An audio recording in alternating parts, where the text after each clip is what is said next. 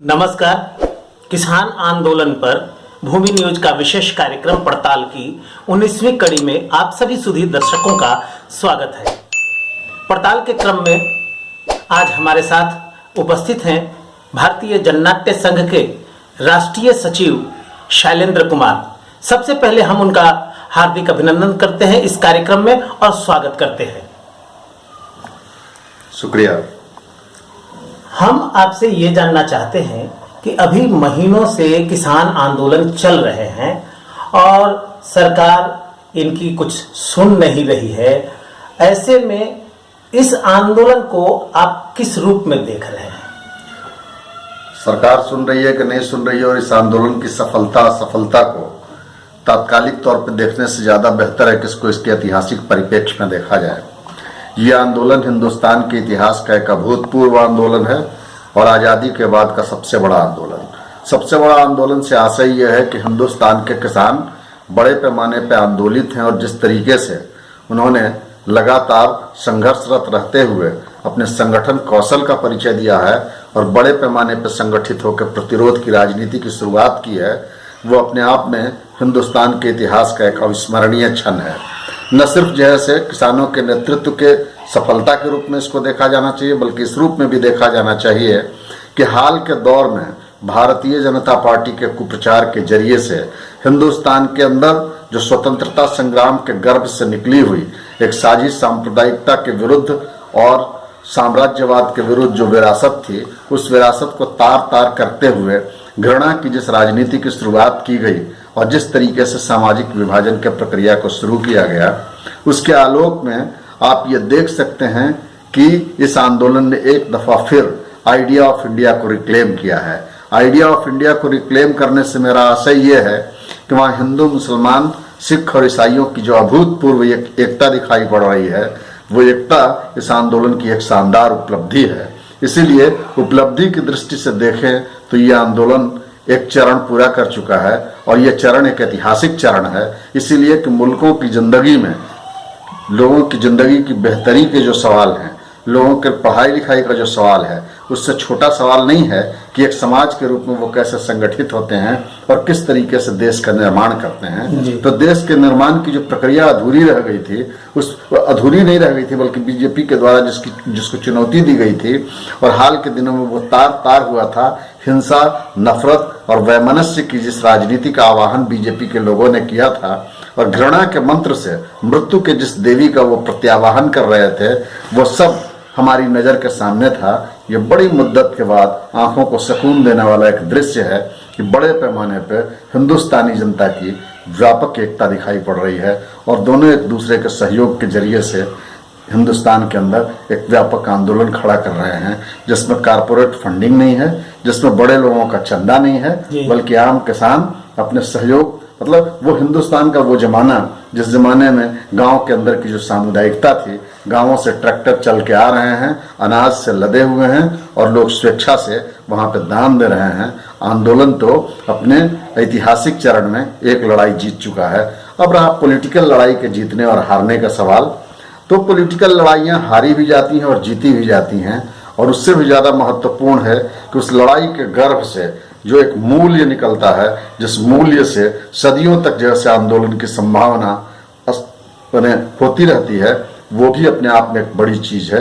यह आंदोलन अभी तक सेंस ऑफ विक्ट्री के साथ चल रहा है। कभी कभी आप आंदोलन में आप देखेंगे कि आंदोलन की मांगें पूरी हो जाती हैं, लेकिन लोग जो है बहुत उदास और निराश होकर उठते हैं और कभी कभी वो पराजित होकर लौटते हैं, लेकिन उनके चेहरे ओज से दीप्त रहते हैं और पुनः लड़ने की ऊर्जा उनके अंदर बाकी रहती है।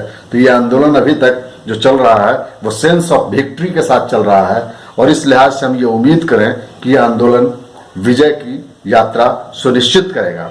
लेकिन मामला सिर्फ ये नहीं है कि ये किसानों का मसला है।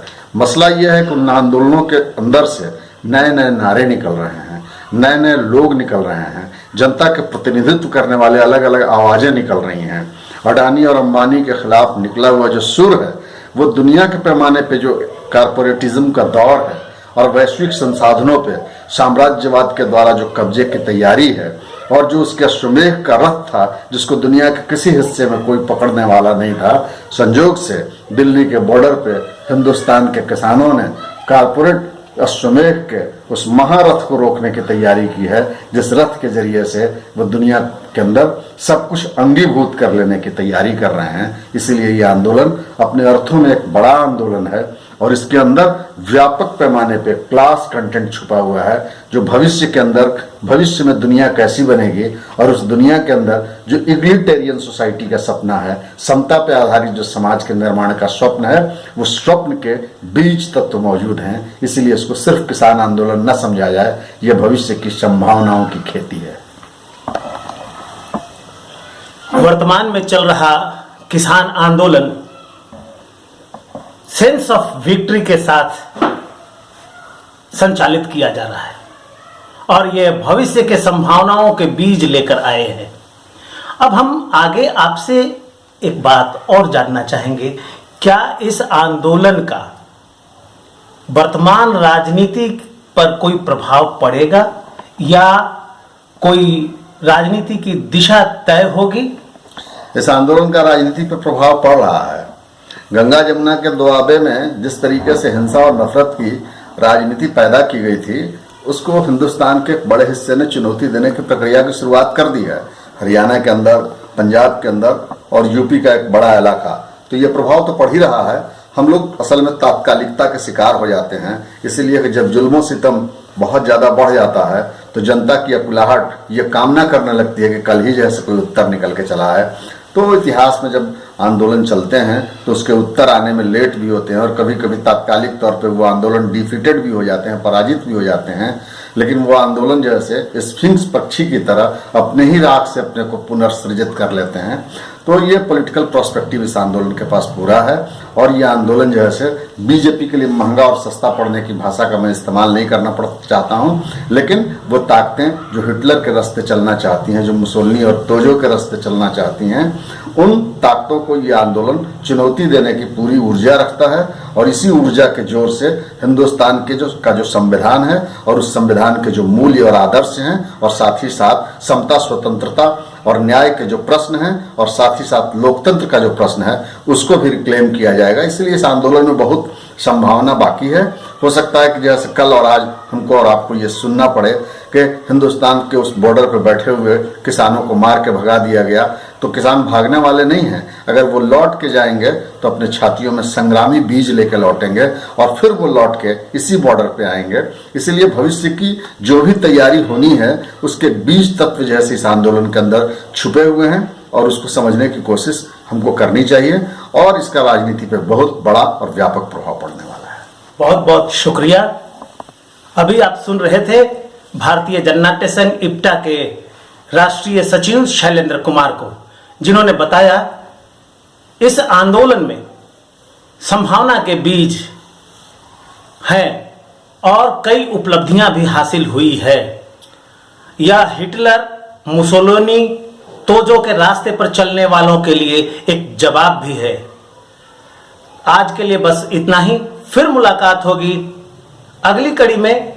तब तक के लिए दीजिए हमें इजाजत। नमस्कार, धन्यवाद।